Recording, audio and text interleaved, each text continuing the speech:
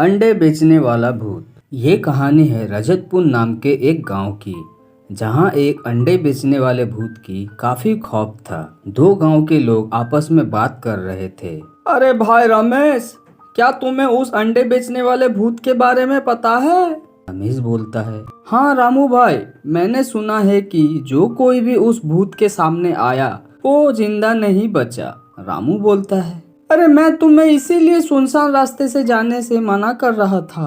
भगवान ना करे कहीं वो अंडे बेचने वाला भूत तुम्हारे सामने आ जाए तो। रमेश बोलता है, अरे रामू भाई, तुम इतना डरो मत, ऐसा कुछ नहीं होगा और मैं हमेशा चौकन्ना रहता हूँ। तभी उनके पीछे से आवाज आने लगती है, अंडे ले लो अंडे। फिर वो ठेले वाला उन दोनों के सामने आ जाता है। वो आदमी बोलता है, भाई साहब, क्या आपको अंडे चाहिए? रमेश बोलता है, नहीं नहीं, हमें आपके अंडे नहीं चाहिए, आप कहीं और जाइए। वो अंडे वाला बोलता है, ले लो ना भाई साहब, मेरे अंडे खाकर आपको मजा आ जाएगा। रामू बोलता है, भाई हमें नहीं चाहिए तुम्हारे अंडे, तुम कहीं और जाकर बेचो तुम्हारे ये अंडे। तभी वो अंडे बेचने वाला भूत बन जाता है और बोलता है, मैंने तुम दोनों को कितने प्यार से बोला अंडे ले लो, लेकिन तुमने मुझसे अंडे नहीं खरीदे। अब मैं तुम दोनों को खा जाऊंगा, हा हा हा हा हा हा हा। फिर वो अंडे बेचने वाला भूत उन दोनों को मारकर खा जाता है। रात के करीब 1 बज रहे थे। संजय अपने दोस्त दीनू के साथ पिक्चर देखकर आ रहा था। वो दोनों पैदल चलते चलते आ रहे थे। तभी दीनू बोलता है, अरे रमेश भाई, बड़ी जोरों की भूख लगी है। संजय बोलता है, भूख तो मुझे भी बड़ी जोर की लगी है, लेकिन इतने रात में इस सुनसान रास्ते में हमें खाने को क्या मिलेगा? तभी उन्हें अपने पीछे से किसी की आवाज सुनाई देती है, अंडे ले लो अंडे। तभी संजय और दीनू उस अंडे बेचने वाले के पास जाता है और बोलता है, अरे भैया, कुछ खाने को मिलेगा क्या? बहुत जोरों की भूख लगी है। वो अंडे बेचने वाला बोलता है, जी भाई साहब, अंडे हैं, खाना चाहेंगे आप? दीनू बोलता है, क्या सिर्फ अंडे? इतने रात में अंडे कौन खाता है? अंडे बेचने वाला बोलता है, ले लीजिए ना भाई साहब, इतने रात में आपको और कहीं कुछ भी नहीं मिलेगा, ले लीजिए ना अंडे। तभी संजय बोलता है, नहीं नहीं, हमें नहीं चाहिए तुम्हारे अंडे। इतना सुनते ही वो ठेले वाला अपने भूतिया रूप में आ जाता है। संजय और दीनू ये देखकर डर जाता है और वहाँ से भागने लगता है, लेकिन कोई फायदा नहीं होता। वो अंडे बेचने वाला भूत संजय और दीनू को जान से मार देता है। गांव में उस अंडे बेचने वाले भूत का काफी खौफ था। गांव के लोग रात को घर से बाहर निकलने से भी डर रहे थे। इधर संजय की मौत की खबर पाकर उसका भाई कालू गांव में पहुंचता है और सब कुछ विस्तार से सुनता है और वो बोलता है, आप लोग चिंता मत कीजिए, अब मैं सब ठीक से पता लगाऊंगा और मुझे नहीं लगता है कि ये सब किसी भूत का काम है। इसके पीछे जरूर किसी की कोई साजिश है और मैं इस बात का खुलासा करके ही रहूंगा। सुरेश अपने बेटे के साथ दूसरे गांव से आ रहा था। तभी सुरेश के बेटे की नजर उस ठेले पर पड़ता है और वो बोलता है, पापा पापा, मुझे वो लेना है। इसके बाद सुरेश अपने बेटे को लेकर उस ठेले वाले के पास जाता है और बोलता है, अरे भैया, क्या बेच रहे हो? वो ठेले वाला बोलता है, जी अंडे बेच रहा हूँ, लेना चाहेंगे क्या? तभी सुरेश का बेटा बोलता है, मैं खाऊंगा अंडे, पापा प्लीज मुझे खरीद दो ना पापा प्लीज। सुरेश बोलता है, अच्छा ठीक है भैया, 2 अंडे दे दो। उसके बाद वो ठेले वाला सुरेश के बेटे को अंडे दे देता है।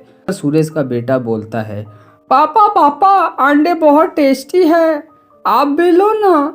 सुरेश बोलता है, अरे नहीं नहीं, मुझे नहीं खाना ये अंडे, तू ही खा।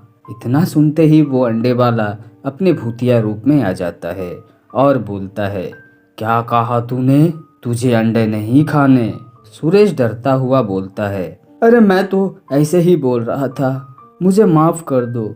भूत हंसने लगता है और बोलता है, क्या कहा तुमने?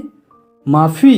हा हा हा हा हा हा, वही तो मैं नहीं करता, हा हा हा हा। वो भूत सुरेश का गला पकड़कर ऊपर उठा देता है, जिसे देखकर सुरेश का बेटा रोने लग जाता है और उस भूत के सामने अपने पापा को छोड़ने की गुहार लगाने लगता है।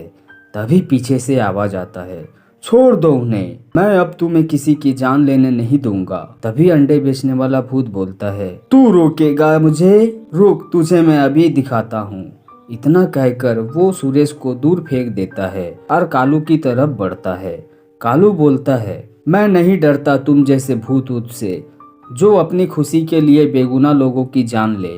तुम क्या जानो किसी अपने की चले जाने की दर्द क्या होता है। ये सुनकर वो अंडे बेचने वाला भूत रुक जाता है और अपनी इंसानों वाले रूप में आ जाता है और कालू को अपनी कहानी बताने लगता है। पहले मैं भी तुम्हारी तरह एक इंसान था। मैं और मेरा बेटा दोनों मिलकर इसी गांव में अंडे बेचा करते थे।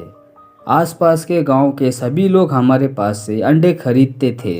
हमारे दुकान के सामने एक मोमोज वाला भी अपना ठेला लगाया करता था। उसे मेरी तरक्की से जलन हुआ करता था, लेकिन मैंने कभी सपने में भी नहीं सोचा था कि जलन के मारे वो कुछ ऐसा भी कर देगा। इतना बोलकर वो चुप हो जाता है। कालू बोलता है, फिर क्या हुआ? तुम चुप क्यों हो गए? बताओ ना, फिर क्या हुआ? एक दिन मेरे बेटे की तबीयत खराब थी, तो मुझे उसे दवाई देने के लिए घर जाना था। तो मैंने उस मोमोज वाले को बोला, भैया क्या आप कुछ देर के लिए मेरे ठेले का ध्यान रखेंगे? मुझे मेरे बेटे को दवाई देने जाना है। फिर मैं वहाँ से अपने घर के लिए आ गया, लेकिन मेरे वहाँ से जाते ही उस मोमोज वाले ने मेरे अंडे के ऊपर कुछ मिला देता है। जब मैं अपने ठेले के पास पहुँचा तो वहाँ काफ़ी सारे ग्राहक खड़े थे। देखते ही देखते मेरी सारे अंडे बिक जाता है। सारे अंडे खत्म होने के बाद मैं खुशी खुशी अपने घर चला गया। तभी मुझे घर के बाहर से लोगों की चिल्लाने की आवाज़ सुनाई दी। मैंने देखा गांव के कुछ लोग गुस्से से चिल्ला रहे थे। फिर उन लोगों ने मेरे घर में आग लगा देता है, जिससे मैं और मेरा बेटा दोनों जलकर मर गए। मेरे बेटे को तो मुक्ति मिल गई, लेकिन मुझे मुक्ति नहीं मिली। कालू बोलता है, मैं मानता हूँ तुम्हारे साथ गलत हुआ, लेकिन किसी एक आदमी की गलती की सज़ा बेगुनाह लोगों को क्या मिलनी चाहिए? जिन लोगों को तुमने मारा उसमें से एक मेरा भाई भी था। अब मैं तुम्हें किसी का जान नहीं लेने दूंगा, तुम्हें मुक्ति दिलाऊंगा। कालू अपने साथ एक तांत्रिक को लाता है। तो तांत्रिक उस अंडे बेचने वाले भूत के ऊपर कुछ छिड़कता है। तभी वो अंडे बेचने वाला भूत चिल्लाने लगता है, छोड़ दो मुझे, छोड़ दो मुझे, छोड़ दो। आखिरकार उस अंडे बेचने वाले भूत को मुक्ति मिल जाती है। इसके बाद फिर किसी ने उस अंडे बेचने वाला भूत को कभी नहीं देखा।